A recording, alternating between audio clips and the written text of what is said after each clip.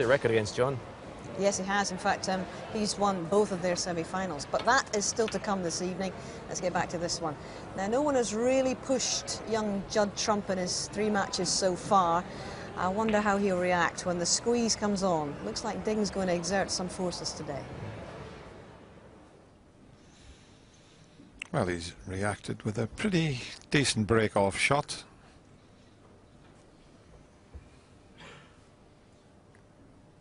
Easy return for Ding, though.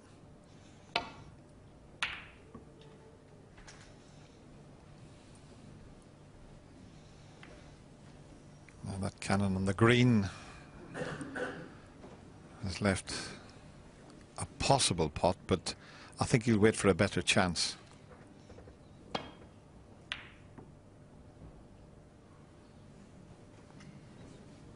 You don't get to win a world ranking event just by purely potting the balls, and that's an indication that he's got a decent tactical game as well.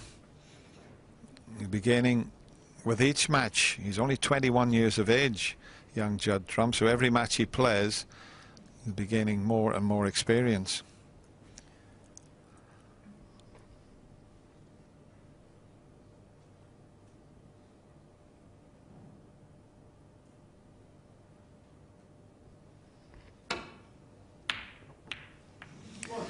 And that good safety that Judd played has forced the error from Ding, but there's no easy starter for Judd. One to the middle, but it's not all that easy. Cannon the red, then the black. But he's been rather fortunate there, has Ding. This is not an easy pot for the middle pocket.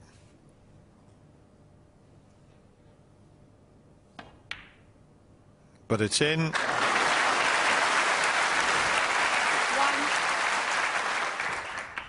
And young Judd Trump is up and running.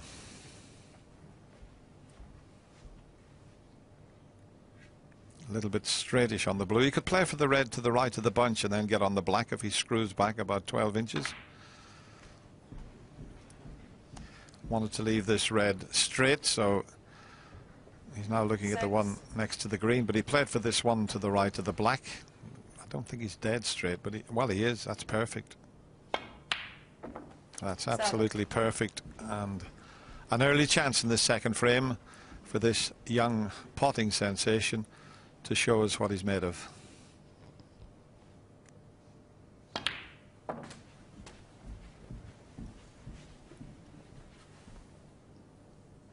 $14.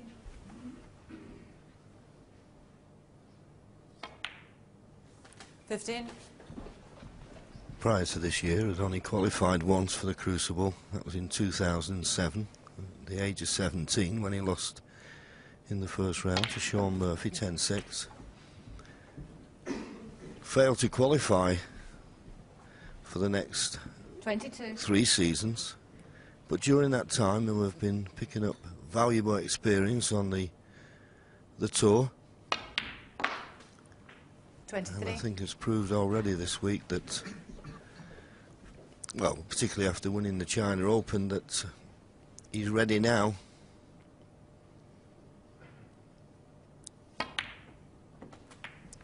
Graham Dott, Dennis, posed a question when he was asked about Judd's chances of winning the title after he 30. beat Graham, and Graham said, well, the way he played against me, of course he can win it, but if he has a bad session, can he cope with that? That is the key question.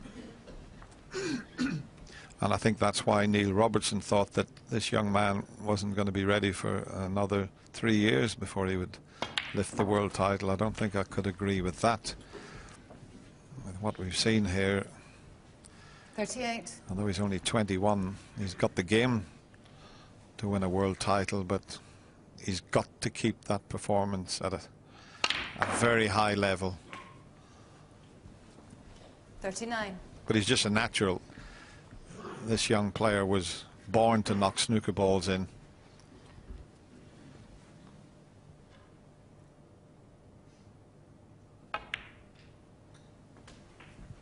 And this is an excellent reply, and as Stephen said in the studio, this will be an indictment of how the modern game is 44. played, because he had one half chance, Judd, in the first frame. Sat down most of it. 45. And he's come to the table. And a great chance of winning at this visit.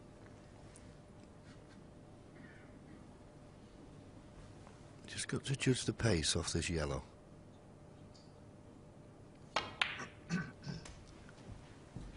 There's a red at the bottom, and I think there's one just below the pink. 47.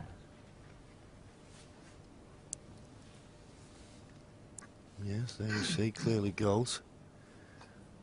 He's thinking of switching to playing right-handed. He is very good with his opposite hand. The way things are going, we'll be getting rid of the reds.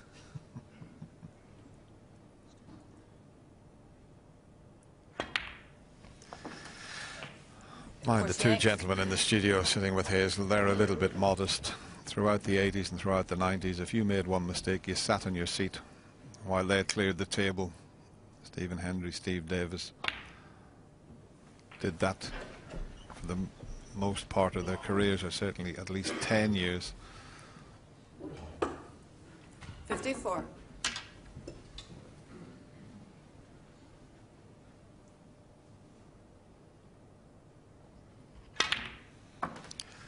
55. Certainly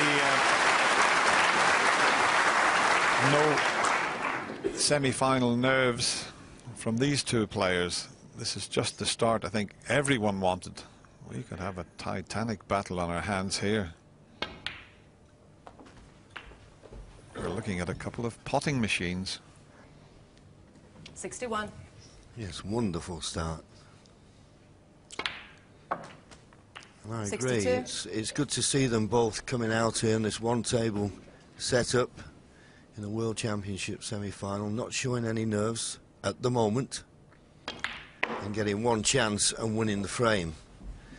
And Judd is 67 ahead, 67 remaining, so just this red required.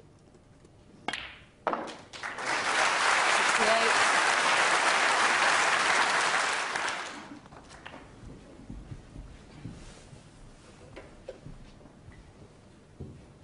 75.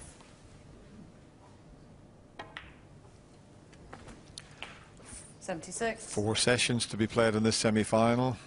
Best of 33. Oh, I want to see some more of this, I can tell you.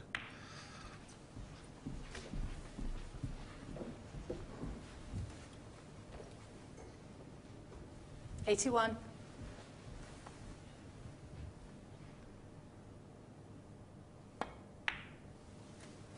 82. Possible second century in this second frame. The last red's going to be awkward, but he is a left-hander, so it's the correct side of the table for him. Well, what a start that would be. Both players making a century break. He tried to move the red. He has some shots up his sleeve, this fella. Yeah, I doubt whether we will see a century. This is a very tough pot down the cushion, 93. but with this fella you never know. Hey, what about that? And he's on the black. What about that for a shot? Wow. And I do believe he had a bit of side on. Well, there is that second century, and this crowd have gone wild. We're only in the second frame and the atmosphere is electric. Brilliant pot on that red. Well, this is just unbelievable. Talk about anything you can do. He likes to play the exhibition shot when he's won the frame, and there's nothing wrong with that. He's a very modest young man, but he just wants to show his talent on a snooker table. Get in there, my son.